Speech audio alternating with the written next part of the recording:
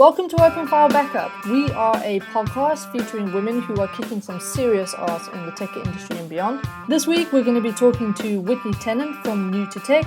I think I was wanting to share my story of how I got into tech. She helps to run the Women in Tech South Africa chapter, as well as involved in the next PyCon event in Johannesburg in October, and is also involved in Django Girls here in Cape Town. This week we're going to be talking about the importance of mentoring and give some tips on how to get into that tech company that you've always wanted to work for. Yeah, so I graduated in 2009 from high school, and then I went and did a gap year and did a bunch of things, and I think I started getting into software development around 2011. At that time, it's starting to become more female involved in the tech industry, but at that point, I would imagine there was barely any females that was involved in tech. Yeah, it's been a long time of just being the only woman on the team. And it's sad, and that's why I'm so committed to trying to help promote women and push and tell people what's possible even without a degree, how to study in your spare time, how to make sure that you get your foot in the door somewhere, because a lot of people want to hire women these days, and there's a lot of scope for really good positions. But yeah, I've been surrounded by a lot of men. Yeah, exactly, and so. How did you get that foot in the door? Was it just a friend of yours that kind of, saw your skills and you said, listen, I want to get involved in this? Was he the one who introduced you into the company? Yeah, he was. He was aware of, we were actually in the same class in IT in school. And so he was aware of how well I did in IT in school. So it's a unique situation, but the story is not that is applicable to other people. So if you are very have a lot of perseverance, and you get under people's feet and you hassle them and you contact them and you show them what you're capable of, keep at it. People can very easily see that you're really tenacious and after showing your worth.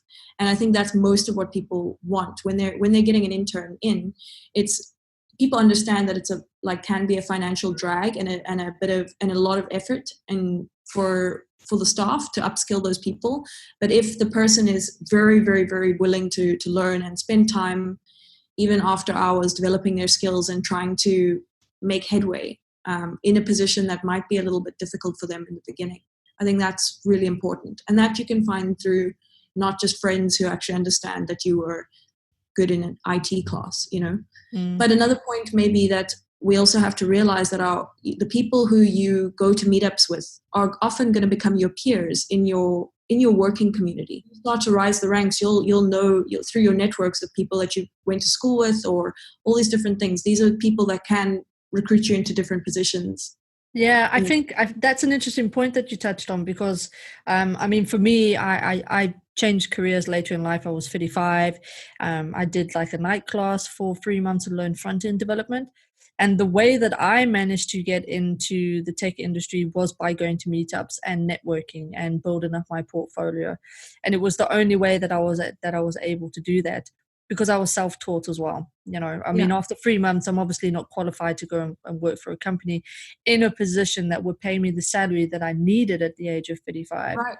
If you were the same age now that you were in 2010, would you still have tried to get in the same way, or would you have done it a different way? I think now I would have tried to have picked up some freelance work. But unfortunately, I say that from the position of somebody that now has a lot of experience, where I would have the courage to try going into freelance now. But when you're maybe in another position and you're trying to pivot into tech, you don't really feel like you're welcome as a freelance or that you deserve the kind of rates. But something I would challenge people to, if you're trying to pivot into tech, is try to consider alternative options. You can volunteer. There's not-for-profits that have strong coding, like tech foundations, and you can say, I want to give half a day of my time every week to this other company, and then you start to slowly phase in more and more software development experience. If you need to work a standard job, you can potentially approach your employer and say, hey, I'm interested in this. I've been doing this for 3 months on the side, and now I want to start taking my skills further. are there people in the company that can help me develop my tech skills? Because there are certain things, like a lot of companies have business intelligence departments or running SQL on databases to run reports. Even if you get that kind of experience within a company, that is significant tech experience, which you can try to get a tech career at your next job. Absolutely. So tell me about New to Tech then, because this is something you've recently launched, right? Yeah, it's kind of in beta at the moment, but New to Tech is a platform that I started to try to organize some of the people that are willing to share their resources and skills and time with a community of people that are interested in learning more about tech. So it's also specifically aimed at people that are in different fields and want to pivot into tech. So they are usually people that are a bit older, and then people who have like left school, gone through a boot camp, and are now struggling to find a job because 3 months of a boot camp does not necessarily get you a job. The focus will be in future to develop a series of courses which give people a lot of insight into how the roadmap in tech really works. What are your particular interests? What sort of constellation of skills you might need for a particular job or track, and who in the community is best, like what meetups to go to, which projects should you potentially focus on. And so what I would also like to do is create a board where people get briefs, and you regularly try to submit a brief. So a company can approach me and say, hey, we want to put up a brief, and multiple people can submit their code and their output, and the certain one gets selected, and they get paid through the company for delivering on that brief. So it's like crowdsourcing different options while also giving people the opportunity to practice and be part of an online community where they can talk about what their progress continuously and say, hey, I'm having trouble with this, I'm working on this brief, and everybody can sort of jump in and help, and when they're ready they can launch their version of the code. A lot of people don't have access to necessarily go to meetups in the central of CBD, in Cape Town, because a lot of meetups are held at like 7 p.m. at night and they run till 9 p.m. and a lot of people just can't attend that kind of thing. So I'm trying to make there are other companies and other projects doing this kind of thing, but I want it to be remote so that people can decide for themselves, okay, I'm going to take 6 months to a year. I'm going to eventually pivot into tech. I want to learn particular skills and get guided along which skills and which languages and which tools I should be using, and do that in my spare time at home with an internet connection. And is it just you that's running it? At the moment, I have about 50 people on the platform, and about 25 or so people that actually want to pivot and start working on certain projects. And then the other 25 are people that have said, oh, well, this is so great. I would love to be able to mentor, but mentor remotely and mentor in a way that would make me feel comfortable. I don't need to go anywhere or do anything. I can just sort of unblock somebody if they post something on the community. Yeah, I think mentoring is so valuable, especially in the tech community. Yeah, tech is really, really vast as well, so it can be very difficult if you start to focus, people will often decide they want to get into tech and then not know where to go, like whether to learn Python or, they heard Node.js is cool, and then they'll start wanting to do that, but then they get overwhelmed and they don't know where to go. And having somebody being like, okay, are you more of a creative person? Do you think, okay, you work in finance, maybe you have to write reports. Let's start with learning SQL. So it's like having enough industry knowledge to be able to guide people, also just based on how vast tech can be some of the time, in addition to all those soft skills and stuff. Mentoring seems to be very important to you as well, and especially in the in female community, because you're involved in Women in Tech, Django Girls, Women in Tech South Africa, PyCon ZA. I help run PyCon ZA. I attend meetups and try to arrange events. Tell me what you think, because obviously you're a woman in tech. You've been in it for 8 years. What are some of the common myths around being a woman in tech that you know? There's the myth of, or I guess it's like a stereotype that gets propagated, which is around the fact that women in a tech role are also potentially going to be more communally orientated within the company, help arrange events, promote the diversity and inclusion sort of pattern, so I think there's like sometimes a reliance on women's soft skills and like being nurturing and providing and looking after looking after different parts of the team. And so that would be one of the things that, we should really try and avoid or be aware of these biases that we have around what a woman should be in the workplace, and then try to make sure that we don't put any additional pressure on the woman who's in the team having to take on all these additional roles to meet, requirements that the company actually is responsible for, that the leaders should be aware of and pushing the agendas of. There's I think I don't know if it's a myth or, that women are more in marketing, they're more in design, they're more in advertising, they're not really, tech minded or tech orientated. Yeah, it's crazy. It's true. It's also, I think there's like a perception that women are not going to have the time because they support families to go after really intense tech jobs. Yeah. And they don't necessarily have the grit or I think some of the time when you think about tech people, it's almost more like similar to engineers. And when people think of engineers, they think of men. And so this myth really negatively affects women in the workplace, because when men think about who they're going to hire or who they're going to put forward, they're going to put forward people that they know, and those men usually know men and will recommend men because those are the things that come to their mind. So like they don't know enough women in the network who like so they just don't recommend women. So they're like, oh, the skills aren't there, we can't find any women who are in tech. And it's like, actually no, you just don't know about them.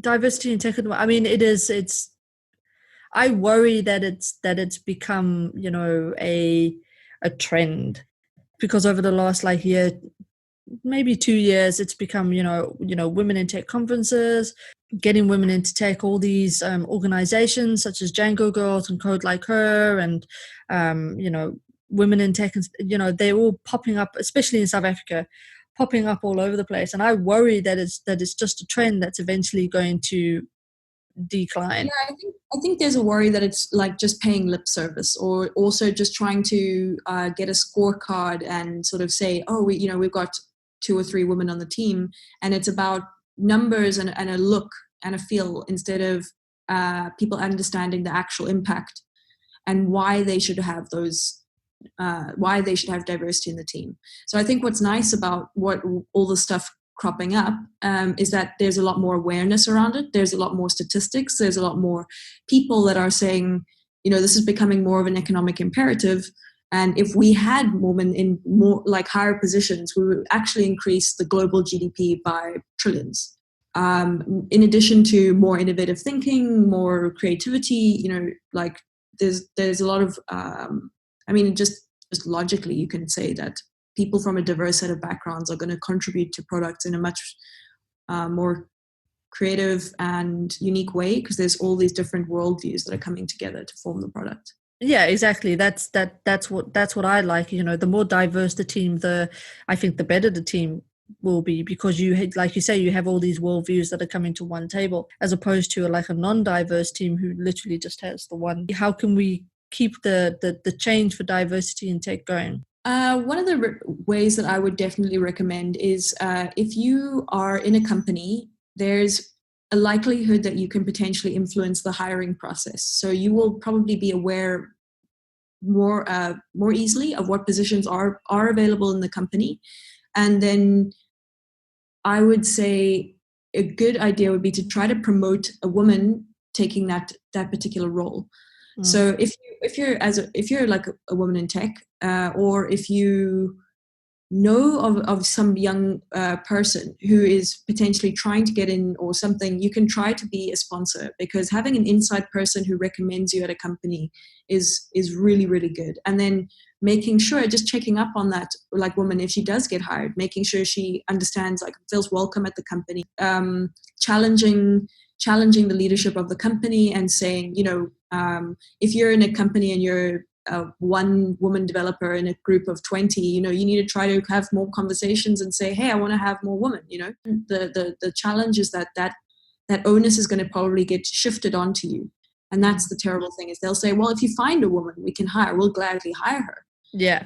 And so it's not then coming as a proper drive from leadership, where they set up metrics that they say, actually, we want to have 20% of our team at least women by the end of the year, and really start pushing the ball more in the court of HR and saying to HR, you need to start going after in a more creative path to try and find women that are able to fulfill this role. Because there are a ton of women that have studied STEM careers, and they have pivoted into tech and do really, really well. But unless you potentially show a woman with a degree in science what's available, that's another challenge, is just also making sure that people know it's possible.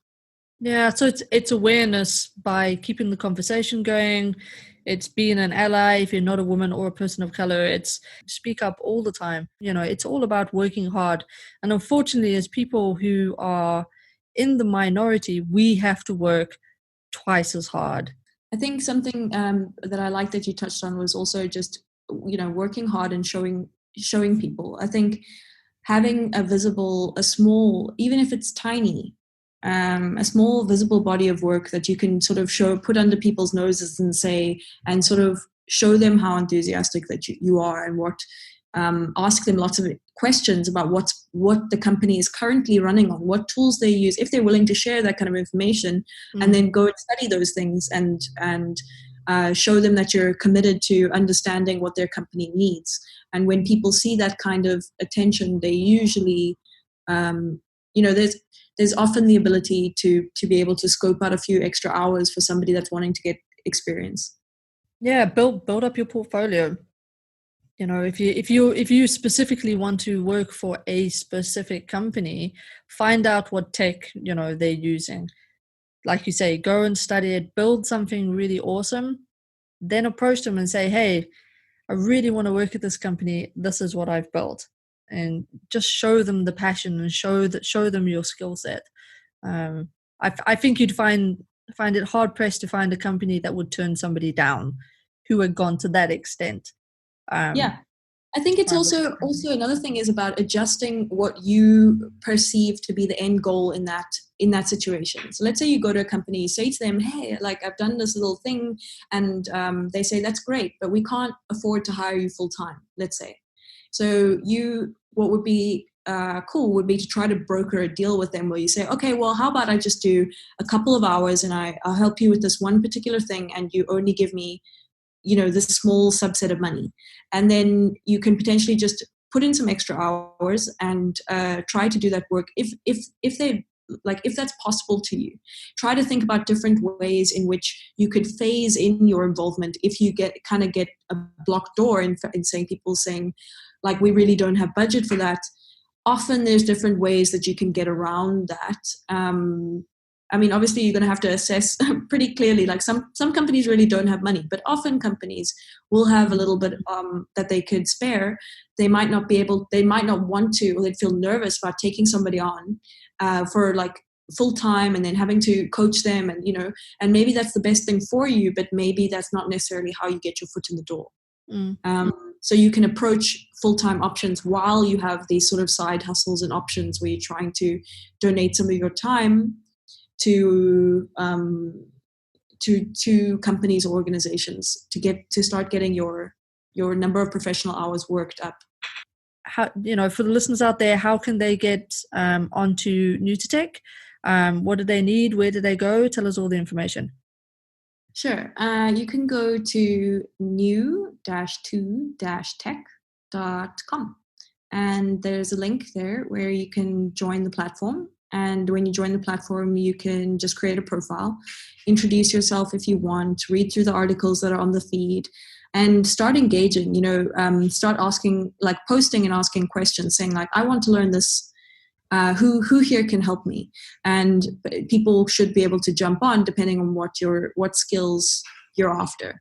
Or if you want personal coaching, just contact me or make a post and say like, I'm really interested in pivoting into tech. I don't know where to start. I have this, these skills, or this is why I want to start. And then we can start working the conversation from there, and I can start pointing you in direction, which resources are best for which particular topic you're most interested in. Awesome. And tell me the dates for PyCon. So it's running on the 9th to the 11th of October. And we'll be running the Django Girls event on probably the 12th. Yeah, the 12th, because it's a Saturday. One of the, we got a lot of feedback from the event last year when we ran Python for everyone. And that was, people said they were sad it didn't happen on a weekend because they would have loved to have joined. So this is for women who are interested in getting into tech. They want to join the workshop. They want to get to know the network of people. They can come in on the Saturday and spend the whole day coding and learning what all happens and seeing whether that excites them and interests them. And I think I'm also trying to arrange some more women-focused events at the actual conference, and potentially trying to reach out to sponsors to discount the prices of tickets for women who attend. But I need to start working on that, and that will depend on what events we manage to get together for PyCon. So if you're a woman and you're listening to this and you would like to give a talk, then talk submissions are open, and you can go to za.pycon.co.za and submit a talk and start being part of the panels, the networking discussions, and all the great things that are going to happen at PyCon this year.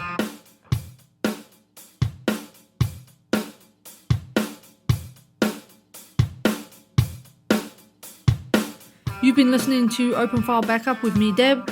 My guest this week was Whitney Tennant. You'll find all the links mentioned in this interview in the episode description, as well as on our website at openfilebackup.net. Please do follow us on Instagram, Twitter, and YouTube. We're under the handle OpenFileBackup. You'll find all the latest episodes and news there. If you enjoyed the show, please subscribe and leave a rating. Show it to your friends. If you have any comments on this episode, you can email us at openfilebackup@gmail.com. We'd really love to hear from you.